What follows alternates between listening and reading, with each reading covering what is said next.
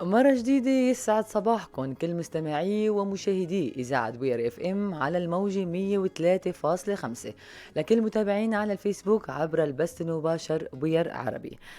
صدر مؤخرا عن المجلس التنفيذي في إقليم الجزيرة قرارا بتحديد بدل الإيجار في عقود الإيجار والاستئجار بالليرة السورية لمعرفة تطبيق آليات القرار وفحواه بشكل مفصل.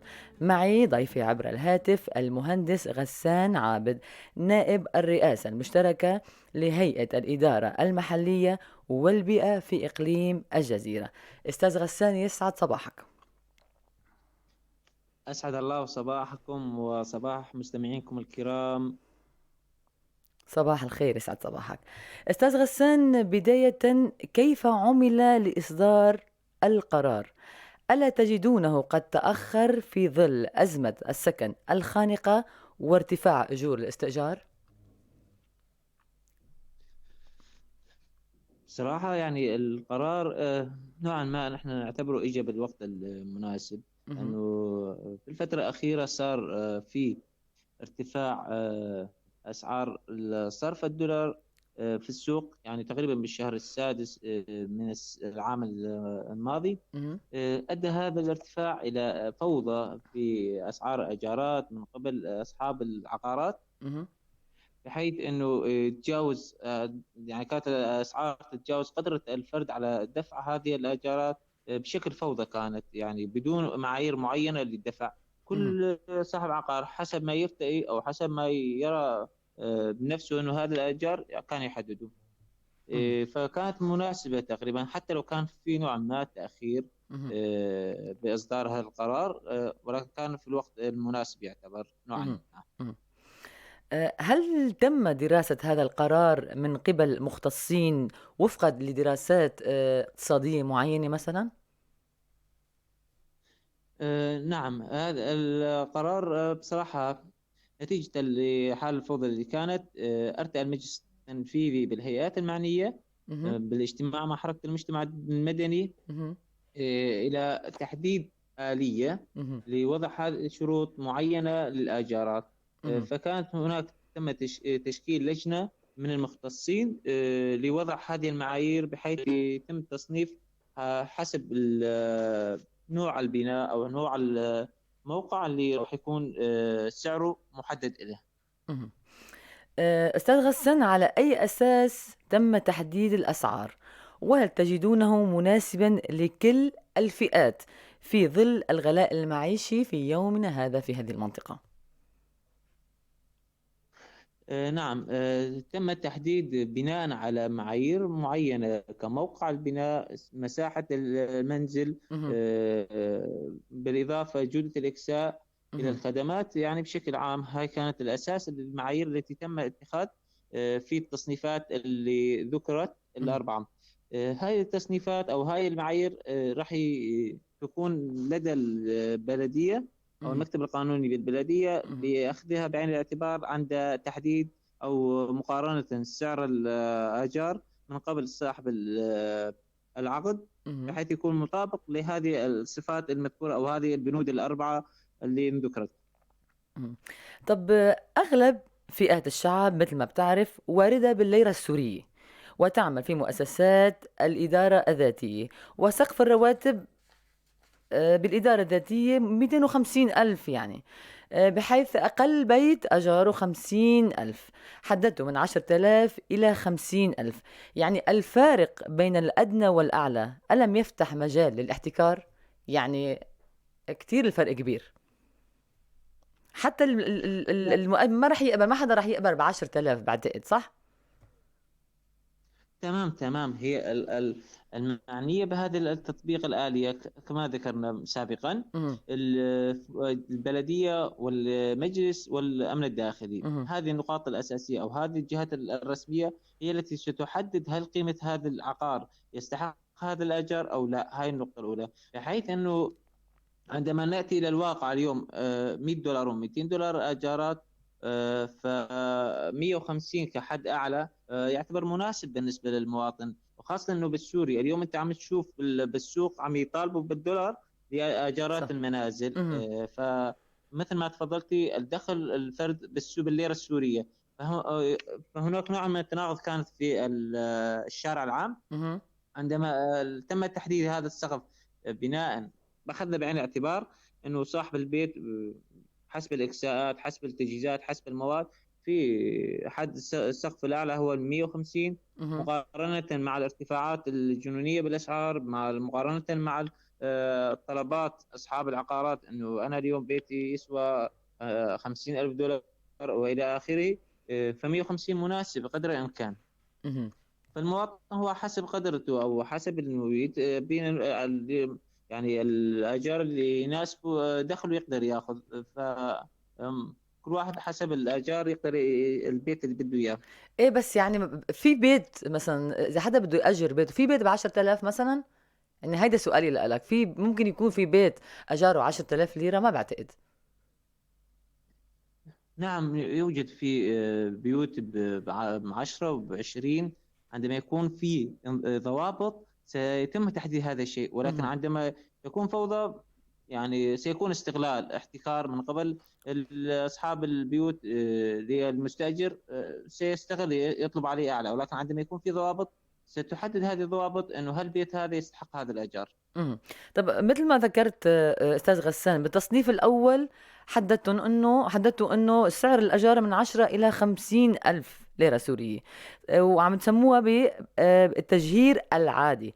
شو هو التجهير؟ حبذا لو تشرح لنا مواصفات التجهير العادي، يعني لحتى يسمعك المواطن شو يعني تجهير عادي. اشرح لنا لو سمحت. تجهيز عادي يعني بمعنى انه البيت مثل ما ذكرت لك يعني في بنود الاساسيه: موقع البيت، خدمات البيت، مساحه البيت، اهم. جودة الإكساء. هاي المعايير الأساسية هي التي تحدد هل البيت تجهيزاته عادية أو سوبر ديلوكس حسب ما هذه التجهيزات. هناك بيوت التجهيزات الموجودة فيها قديمة، الخدمات لا توفر فيها، أو بمحيط الموقع خدمات تساعد إنه صاحب البيت يكون متوفرة كامل الخدمات له في اهم. نواقص معينة. فهذه اهم. الخدمات يعتبر عادي. اهم. تجهيزات البيت قديمة جدا، اهم. إنه مساحة البيت صغيرة. هذه تحددها هذه المعايير. اهم. طب في التصنيف الثاني البيت المجهز بتجهيز متوسط والذي حدد أجاره من 50 إلى 75 ألف، ما هي مواصفاته؟ شو هي مواصفات البيت اللي أجاره 50 من 50 إلى 75 ألف ليرة سورية؟ نفسها تقريبا كلها على نفس المعايير اهم. تحددها البلد. الجهة اللي راح تنفذ هذا القرار هي اهم. المكتب القانوني، بالإضافة للمجلس، يحدد هذه الأمور بناء على الدائرة الفنية الموجودة بالبلدية. هذه اهم. المعايير هم يحددوا أنه هذا البيت مستوى الإكساء فيه متوسط، مستوى الإكساء فيه ممتاز أو جيد، أو سوبر ديلوكس أو عادي. على هذه الأساس البنود التي ذكرتها سابقا سيتم تحديدها. إمم. طب فيك المواصفات البيوت ذات المواصفات الممتازة، يعني يلي أجارها من 75 إلى 100,000 ليرة سورية، أو مواصفات السوبر ديلوكس كمان من 100,000 إلى 150,000 ليرة سورية كمان شو هي مواصفاتها؟ اشرح لنا لو سمحت. المواصفات اللي يعني هي اللي ذكرناها سابقا، اللي أنا نعطي على سبيل المثال وليس الحصر. اهم. اليوم في بيت مساحته أكثر من 150 متر، بيت فيه أكثر من 5 غرف، تجهيزاته كلها حديثة. اهم. الموقع هو موقع مناسب قريب من حركة السوق. الموقع فيه خدمات متوفرة بجميع الأمور. هذا اهم. يعتبر مثلا سوبر ديلوكس إمم. بمقاس عالمي، او مثلا بمقاس المحيط الموجود. اهم. فعلى هذا الاساس يكون يعتمد البنود تقييمهن، إمم. فيقيم على هذا الاساس انه سوبر ديلوكس او عادي او الى اخره. اهم. ما هي الآلية التي ستُعتمد لتنفيذ هذا القرار، وما مدى جدواه برأيكم؟ يعني هل برأيك يعني هل ممكن عن جد يتنفّذ هيك شي، عن جد العالم تلتزم؟ شو رأيك بالموضوع؟ آلية التنفيذ هي مثل يمكن ذكرنا باللقاء السابقة، راح تكون عن طريق الكومين لضبط السجل الخاص بالعقارات الموجودة ضمن الكومين، ترفع إلى البلدية. مكتب القانوني الموجود بالبلدية يقوم مهم. بتقييم قيمة العقد، بتقييم مصداقية هذا العقد موجود صح على أرض الواقع أو لا. مهم. بشكل عام بالتنسيق مع الأمن الداخلي في هذا الخصوص. مهم. في حال ورود أي شكاوي أو في حال ورود أي اشتباه أنه في هذا العقار يطلب بسعر أعلى من المسموح، ستدخل المكتب القانوني مع قوى الأمن الموجودة بالتنسيق مع قوى الأمن الموجودة في كل ناحية في كل منطقة مهم. لضبط هذه المخالفة أو التجاوز. مهم. مدى جدوى هذا التطبيق هي تقف على مدى الشكاوى التي ستقدم، مدى تعاون الشعب بشكل عام مع الجهات المعنية الرسمية في تطبيق هذا القرار. مهم. طب استاذ غسان، انا مثلا مواطنه بدي استاجر بيت، حابة لو تشرح لي شو هي الخطوات اللي انا لازم اتبعها لحتى ما اتعرض انا للغبن، شو لازم اعمل؟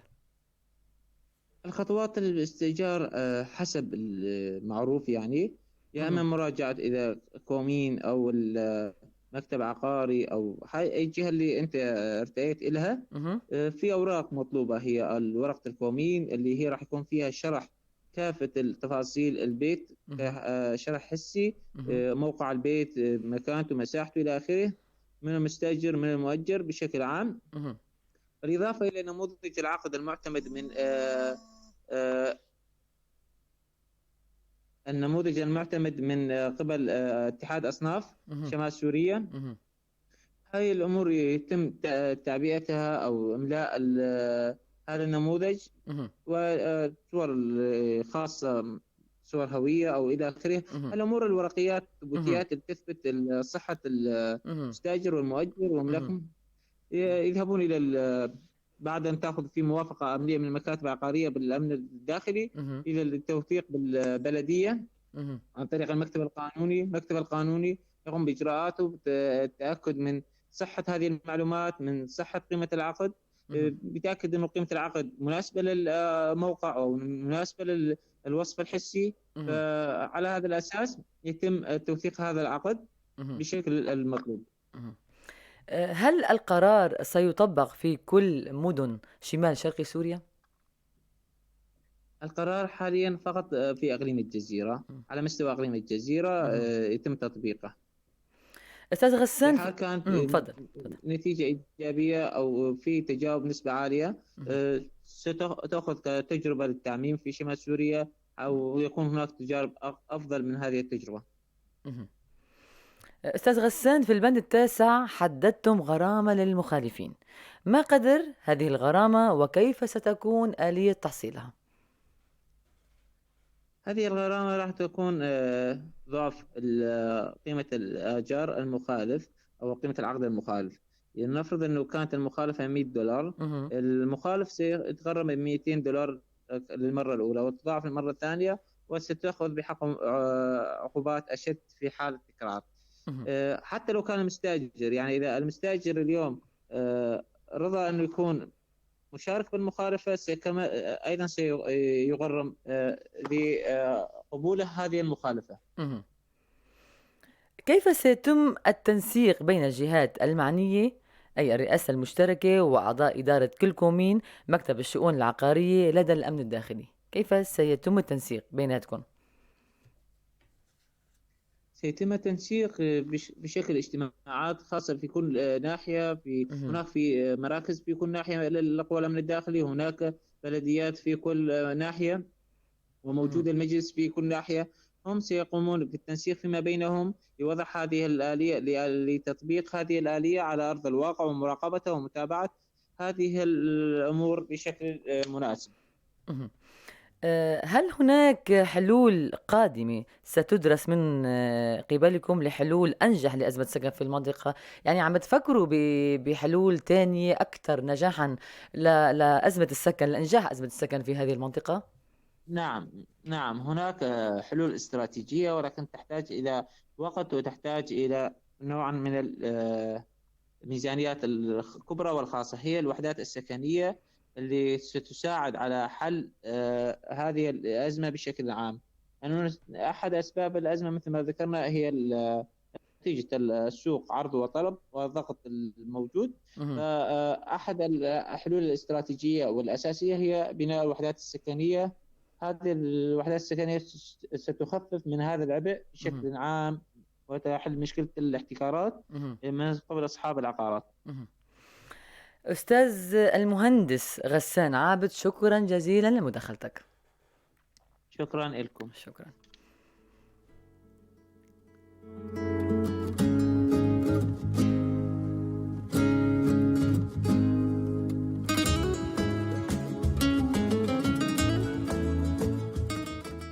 ولهون مستمعي ومشاهدي إذاعة دوير اف ام وصلنا لختام فقرتنا الحوارية يلي كنا عم نحكي فيها عن موضوع الأجارات في شمال وشرق سوريا، وكان ضيفي عبر الهاتف المهندس غسان عابد، نائب الرئاسة المشتركة لهيئة الإدارة المحلية والبيئة في إقليم الجزيرة.